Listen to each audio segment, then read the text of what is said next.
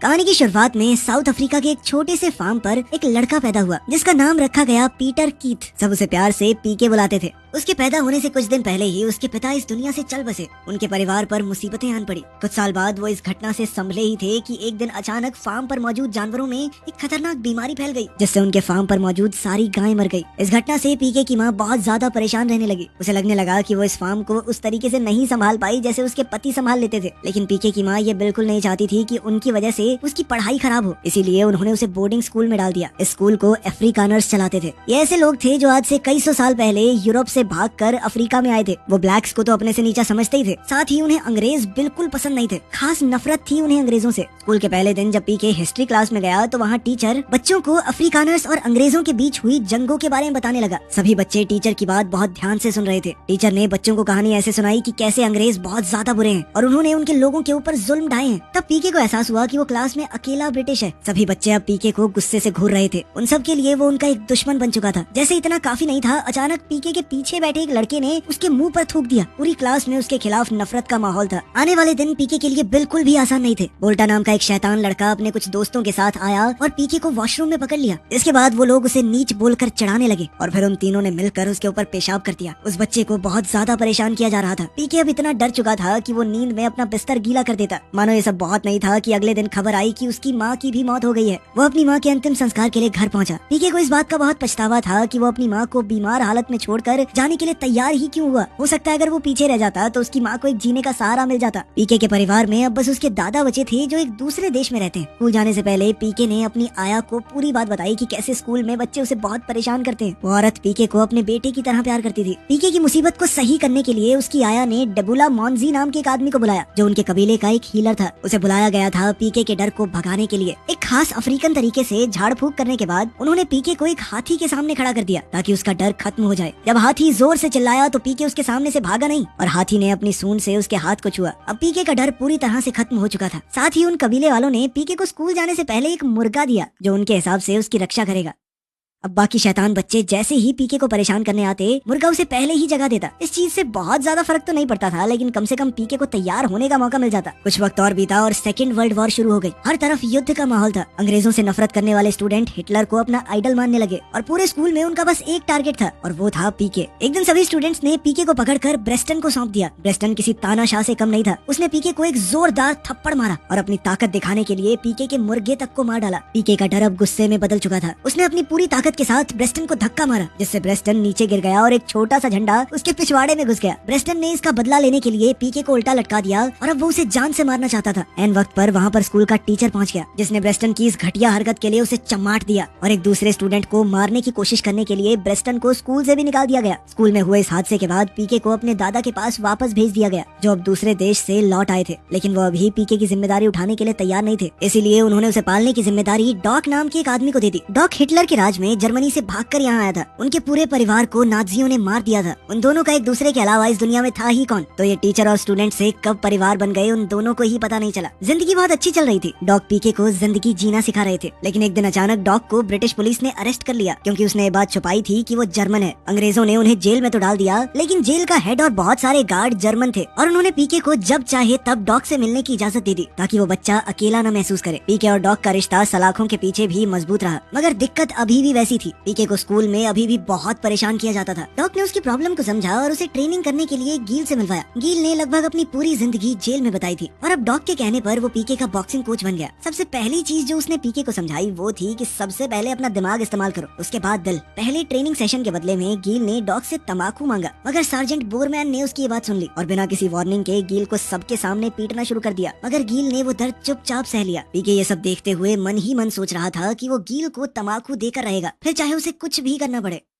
खैर पीके ने बॉक्सिंग सीखनी जारी रखी। जैसे जैसे वो बड़ा हुआ बॉक्सिंग में और बेहतर होता चला गया। उसने अपनी जगह जेल चैंपियनशिप में बनाई। जेल ने पीके को बहुत अच्छे से ट्रेन किया था। पीके अब काफी फुर्तीला और ताकतवर बन चुका था। जेल चैंपियनशिप जीतकर पीके ने ब्लैक अफ्रीकन के सामने अपनी रिस्पेक्ट कमाई। पीके कैदियों के लिए गमलों में छुपाकर तंबाकू भी जेल के अंदर लाया करता था। एक दिन पीके से तंबाकू की बाल्टी लेकर गील अपने सेल में जा रहा था, तभी बोरमैन ने गील को पकड़ लिया। गील ने उसी वक्त बाल्टी फेंक दी, मगर बोरमैन सच जान चुका था। गील ने कहा कि इतना ही शौक है ना तुझे तंबाकू खाने का। उसने अपने जूते पर थोड़ा सा कीचड़ और तम्बाकू रखा और गील से इसे चाटने को कहा। ऐसी हरकत करके बोरमैन को बहुत मजे आ रहे थे। खैर बाद में गील ने पीके से कहा कि एक दिन इसका कच्चा चिट्ठा जरूर खोलूंगा दुनिया के सामने और तब मुझे दिए हुए इसके हर दर्द की सजा मैं दूंगा इसे। कुछ दिन बाद हिटलर के मारे जाने और जंग के खत्म होने की खबर आती है, जिसे सुनकर डॉक बहुत खुश था। उसे अपनी घर जाने की उम्मीद दिख रही थी, लेकिन पीके इस बात से बहुत दुखी था। वो नहीं चाहता था कि डॉक उसे छोड़कर कहीं और चला जाए। कुछ समय बाद डॉक को एक वेलकम कॉन्सर्ट का इंचार्ज बनाया गया, जो कि कमिश्नर के आने की खुशी में था। पीके और जील ने मौके का फायदा उठाकर अफ्रीकन भाषा में गाना लिखा, जिसमें गार्ड्स का मजाक उड़ाया जा रहा हो, वो भी उनकी नाक के नीचे। कॉन्सर्ट का दिन आ गया और अब सभी टेंशन में थे। जेल के हेड ने सबको वार्निंग दी कि अगर एक भी गलती हुई तो उनका मजा सजा में बदल जाएगा। मगर जैसे ही म्यूजिक शुरू हुआ सभी कैदी गाने को मजे से गाने लगे। गार्ड्स कंफ्यूज थे, उन्हें कुछ भी समझ नहीं आ रहा था। इसी बीच जील अपना लॉन्ड्री का काम खत्म कर रहा था। तभी बोरमैन ने उसे पकड़ लिया और वो जील को मार मार कर गाने का मतलब पूछने लगा। जील ने पहले तो बहुत सोचा, लेकिन फिर कहा कि इसका मतलब यही है कि गार्ड्स डरपोक और कायर हैं, और वो बार बार बोरमैन को डरपोक कायर कहने लगा। जैसे इस बात से जील को सुकून मिल रहा हो। बोरमैन को बहुत गुस्सा आ गया और उसने जील को पूरी ताकत के साथ डंडे से मारा, जिससे जील बुरी तरह जख्मी हो गया। दूसरी ओर पीके को महसूस हुआ कि जील वहाँ नहीं है, तो वो भागकर जील को ढूंढने गया। इससे पहले कि वो जील को ढूंढ पाता बहुत देर हो चुकी थी। जील ने मरते हुए पीके को सारी ब्लैक ट्राइब्स को एक साथ जोड़ने के लिए धन्यवाद कहा और वही बात दोहराई जो उसने सबसे पहली बार पीके को बताई थी, पहले अपने दिमाग से काम लेना, दिल से नहीं।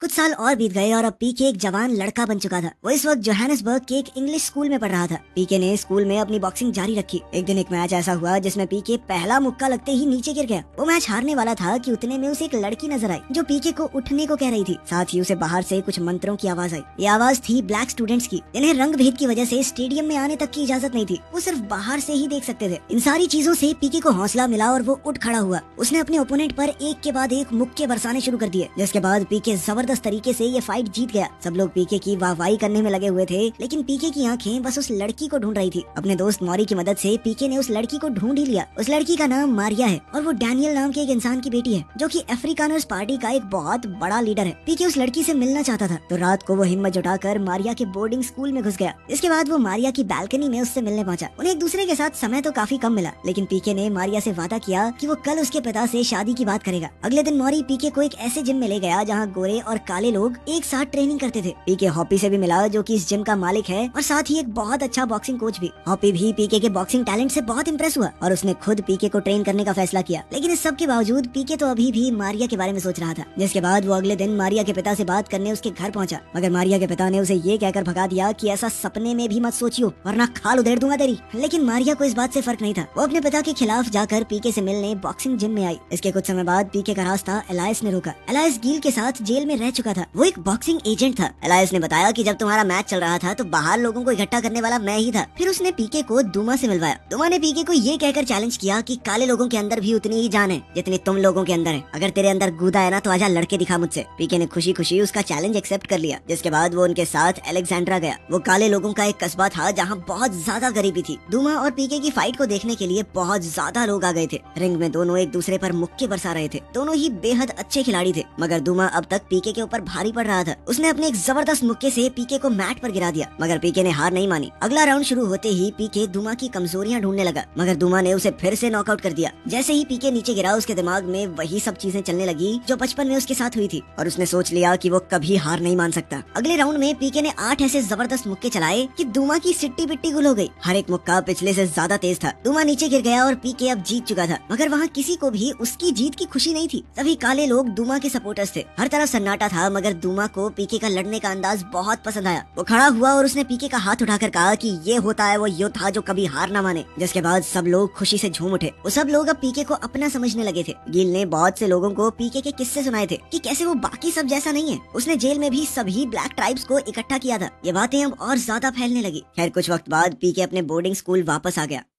वो मारिया को देखना चाहता था। पीके ने मारिया को अलेक्जेंड्रा के बारे में सब कुछ बताया कि कैसे वहाँ के लोग इतनी बुरी हालत में रह रहे हैं। अगले दिन पीके अलेक्जेंड्रा वापस चला गया दुमा के साथ वहाँ के बच्चों को ट्रेन करने। जब पीके गांव की सैर कर रहा था तो उसने देखा कि वहाँ एक बाथरूम के आगे बहुत लंबी लाइन लगी हुई थी। सरकार ने 200 लोगों के लिए सिर्फ एक बाथरूम बनवाया था। वहाँ की हालत बहुत ज्यादा खराब थी। पीके को पता चला कि यहाँ सिर्फ 2% लोग ही पढ़े लिखे हैं। उसे एहसास हुआ कि आज तक मैं तो मजे में जी रहा था, ये सोच के कि पूरी दुनिया ऐसी ही है। दुमा ने पीके से कहा कि तुम यहाँ पर अंग्रेजी क्यों नहीं सिखाते इन बच्चों को। दुमा चाहता था कि यहाँ के बच्चे बच्चे आने वाली चुनौतियों के लिए तैयार रहें। मगर पीके जानता था कि ये इतना आसान नहीं होगा। अफ्रीकानर्स उसे कभी ऐसा नहीं करने देंगे। फिर दूमा ने उसे याद दिलाया कि तुम कभी हार न मानने वाले योद्धा हो। तुमने ही जेल में सारी ब्लैक ट्राइब्स को जोड़ा था। ये शब्द उसके दिल पर असर करते हैं, मगर वो अभी भी थोड़ा घबरा रहा था। लेकिन फिर भी अपने देश में काले लोगों की इतनी बुरी हालत देखकर उसे बहुत बुरा लग रहा था। वो अपने स्कूल के हेडमास्टर के पास गया और उनसे कहा कि इनको भी पढ़ाते हैं, इनको एडमिशन देते हैं स्कूल में। पीके ने इतने जोश के साथ ये बातें कही कि हेडमास्टर उनकी बात मान गया, मगर पीके को उन्हें खुद पढ़ाना पड़ेगा। इसके बाद पीके मारिया से मिलने पहुंचा। मारिया ने उससे कहा कि तुम डांस पार्टी में मेरे साथ चलोगे ना। लेकिन पीके ने उसे समझाया कि यार ये डांस पार्टियां उतनी जरूरी नहीं है, तुम वहाँ जाकर देखोगी ना क्या हालत है उन लोगों की, तुम्हें समझ में आएगा। उस रात मारिया अपने परिवार के साथ घर पर डिनर कर रही थी। अब वो भी बहुत परेशान थी अलेक्जेंड्रा के लोगों के लिए। जब उसके अपने परिवार के लोग काले लोगों के बारे में बेकार बातें कर रहे थे तो उसका गुस्सा फूट गया। उसने कहा कि मैं अलेक्जेंड्रा जाना चाहती हूँ, उन गरीब लोगों को उनका हक दिलाना चाहती हूँ, हम उनके देश में आए हैं वो नहीं। डैनियल को उसकी इन बातों से बहुत गुस्सा आ गया और उसने मारिया को उठकर थप्पड़ जड़ दिया। दूसरी तरफ पीके और मौरी दूमा और उसके दोस्तों का अलेक्जेंड्रा से इंग्लिश स्कूल में वेलकम करते हैं। ये काम खतरे से खाली नहीं था। अगले दिन जब क्लास चल रही थी तभी अचानक मारिया वहाँ आई और उसने कहा कि मैं भी इन लोगों को पढ़ाने में तुम्हारी मदद करना चाहती हूँ। पीके ने उसका शुक्रिया अदा करते हुए कहा कि तुम यहाँ मत आओ, फंसने के चांस बढ़ जाएंगे। अगले दिन पीके को हेडमास्टर के कमरे में बुला लिया गया और हेडमास्टर के शब्द उसके चेहरे पर मुक्कों की तरह पड़े। स्कूल को कर्नल बोठा और उसके असिस्टेंट ब्रेटन की तरफ से ऑर्डर मिले थे कि काले लोगों को पढ़ाना बंद करो। बोठा और ब्रेटन वही अफसर थे जिन्होंने बोर्डिंग स्कूल में पीके को इतना परेशान किया था। अब वो पुलिस में भर्ती होकर डैनियल के लिए काम कर रहे थे। साथ ही वो दोनों डैनियल के लिए पीके और मौरी की जासूसी भी कर रहे थे। अगले दिन हेडमास्टर ने दोबारा उन्हें अपने कमरे में बुलाया और कहा कि तुम दोनों को फुल स्कॉलरशिप पर ऑक्सफोर्ड यूनिवर्सिटी जाने का मौका मिल रहा है। ऑक्सफोर्ड यूनिवर्सिटी जाना वहाँ पर पढ़ने वाले किसी भी स्टूडेंट का सपना था। लेकिन पीके कुछ हद तक समझ गया कि ये डैनियल की चाल है उन्हें अपने रास्ते से हटाने की। कुछ दिन बाद जब पीके दूमा के साथ जिम में ट्रेनिंग कर रहा था तो वहाँ ब्रेटन अपने कुछ फौजियों के साथ जिम को सील करने आ गया और उसका जिम्मेदार पीके की स्कूल वाली हरकत को बताया गया। ब्रेटन ने बिना किसी बात के अपने फौजियों से कहा कि इन्हें मारो। उसने सीधी चेतावनी दी कि ये काले लोगों के साथ इतना घुलना मिलना नहीं चलेगा, समझे। वो ऐसा करके अपनी ताकत दिखाना चाहता था। अब पीके बहुत डर चुका था। उसने हिसाब लगाया कि वो चाहे जितनी भी कोशिश कर ले सरकार से नहीं भिड़ सकता। उसने ऑक्सफोर्ड यूनिवर्सिटी जाने का फैसला कर लिया था और अब वो मारिया को उसके साथ चलने के लिए मनाने आया था। जब पीके जिम के बाहर से गुजर रहा था तो उसे वहाँ का मालिक हॉपी मिला जो जिम के बाहर एक पेंटिंग बना रहा था। इसमें काला और गोरा इंसान एक दूसरे के साथ लड़ रहे थे। ये सीधे तौर पर सरकार के मुंह पर एक तमाचा था। वो फैसला कर चुका था कि मैं किसी से नहीं डरता, मेरे जिम में सब साथ में रहेंगे। पर फिर अगले ही दिन ब्रेटन रात को अपने फौजियों के साथ जिम में आया और सबको बाहर निकाल कर जिम में आग लगा दी। फौजी हॉपी को पकड़कर जेल में ले जा रहे थे तभी हॉपी ने पीके से कहा कि कभी लड़ना मत छोड़ना। और उसका मतलब सिर्फ बॉक्सिंग से नहीं था, उसका मतलब था कि सच्चाई के लिए लड़ना जरूरी है। हॉपी की बातें सुनने के बाद पीके ने भी फैसला लिया कि मैं इतनी आसानी से हार नहीं मानूंगा। उसने मौरी और मारिया की मदद से ब्लैक अफ्रीकन को पढ़ाना शुरू कर दिया। इसके लिए वो चर्च का इस्तेमाल कर रहा था। सब कुछ चल भी बहुत बढ़िया रहा था कि तभी बोठा और ब्रेडन ने चर्च में रेड मार दी और फिर वहीं पर मारपीट शुरू हो गई। इस सब के बीच गलती से मारिया के मुंह पर एक डंडा पड़ गया जिसके बाद वो जमीन पर गिरते ही एक पल में मर गई। पीके से अब ये सब बर्दाश्त नहीं हो रहा था। जब वो मारिया के फ्यूनरल पर गया तो डैनियल भड़क उठा। वो उसे मारने के लिए आगे बढ़ा। पीके को भी अब उसका कोई खौफ नहीं था। इतने में दूर से उनकी तरफ एक आवाज आई। अलेक्जेंड्रा के वो सारे बच्चे अपने परिवार वालों के साथ आए थे जिन्हें भी मारिया ने कभी पढ़ाया था। उनकी एकता ने डैनियल को पीछे हटने पर मजबूर कर दिया। मारिया के मरने के बाद पीके अंदर से टूट चुका था। उसका हौसला खत्म हो चुका था, वो हार मान चुका था। जब पीके दूमा के पास उसे बताने गया कि मैं तो भाई ऑक्सफोर्ड जा रहा हूँ, मुझसे अब और नहीं हो पाएगा, तो उसने वहाँ के बच्चों को इंग्लिश बोलते हुए देखा जो पीके ने ही उन्हें सिखाई थी। पीके को एहसास हुआ कि उसका यहाँ रहना ज्यादा जरूरी है। हालातों को बदलने के लिए आग में तो जलना पड़ेगा। उसने ऑक्सफोर्ड जाने का अपना फैसला बदल दिया कि लड़ाई जारी रहनी चाहिए। एक शाम अचानक से अलेक्जेंड्रा में भगदड़ मच गई। काफी सारे फौजी वहाँ घुस आए थे और उन्होंने अलेक्जेंड्रा के लोगों को परेशान करना शुरू कर दिया। उन सब से पीके का पता पूछ रहे थे। पीके और दूमा जल्दी से वहाँ से निकलने की कोशिश में लग गए। वो लोग भीड़ के बीच से भागते हुए वहाँ से निकल ही रहे थे कि तभी ब्रेटन ने दूमा के पैर में गोली मार दी, मगर दूमा ने फिर भी पीके को भाग जाने को कहा। सभी लोगों ने भी पीके की भागने में पूरी मदद की। दूमा के पैर में गोली लगी जरूर थी लेकिन शायद छूकर निकल गई थी। वो बहुत ज्यादा बुरी हालत में नहीं था और फिर कर्नल बोठा को वहाँ देखकर उसका खून खौल गया। दूमा ने मौका देखकर एक भाला उठाया और बोठा की छाती में घुसा दिया जिससे बोठा की मौके पर ही मौत हो गई। दूसरी ओर ब्रेटन एलायस को मारने ही वाला था। इतने में पीके ने उस पर हमला कर दिया। आखिरकार उसे भी ब्रेटन से बदला लेने का मौका मिल गया था। पीके ने ब्रेटन को मार मार के अधमरा कर दिया। तभी ब्रेटन ने मौका देखकर हाथ में पिस्तौल उठा ली और वो पीके पर गोली चलाने ही वाला था कि तभी दूमा एक क्रिकेट बैट लेकर आया